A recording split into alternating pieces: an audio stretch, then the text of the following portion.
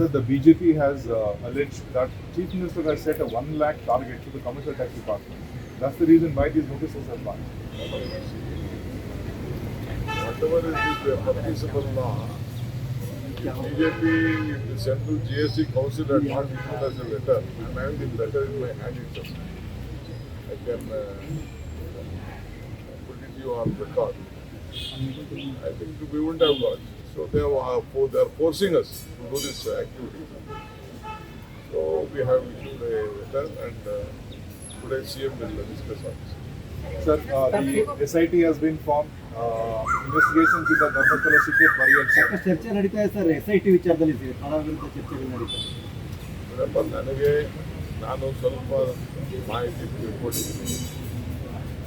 ತಿಳ್ಕೊಂಡಿದ್ದೀನಿ ಅಂತಂದರೆ SIT form ಮಾಡಿರೋ ವಿಚಾರ ಕೆಲವೆಲ್ಲ ಪರ ವಿರೋಧ ಎಲ್ಲ ನಡೀತಾ ಇತ್ತು. ಈಗ ಅದನ್ನು ಹೋಮ್ ಮಿನಿಸ್ಟ್ರು ಹ್ಯಾಂಡಲ್ ಮಾಡ್ತಾ ಇದ್ದಾರೆ. CM ಪೊಸಿಷನ್ ಒಳ್ಳೆ ಹಿರಿಯ ಆಫೀಸರ್ಸ್ನೇ ಹಾಕಿದ್ದಾರೆ, ಅನುಭವ ಆಫೀಸರ್ಸ್ನೇ ಹಾಕಿದ್ದಾರೆ. ಖಂಡಿತ ಅವರು ಮಾಡ್ತಾರೆ, ಏನು ಬೇಕೋ ಅದನ್ನು ತನಿಖೆ ಮಾಡ್ತಾರೆ. ಸರ್ಕಾರದ ವಿರುದ್ಧದ ಇಶ್ಯೂಗಳನ್ನ ಡೈವರ್ಟ್ ಮಾಡೋದಕ್ಕೆ ಈ ರೀತಿ SIT ರಚನೆ ಮಾಡ್ತಾ ಇದ್ದಾರೆ ಅಂತ ಬಿಜೆಪಿ ಆರೋಪ. BJP ಅವರು ಏನು ಮಾಡಬೇಕು ಅಂತ ಹೇಳಿ, ಅಷ್ಟೇ. BJP ಅವರು ಹೆಂಗೆ ನಡ್ಕೋಬೇಕು ಅಂತ ಹೇಳಿ ಅನ್ಬೇಕು.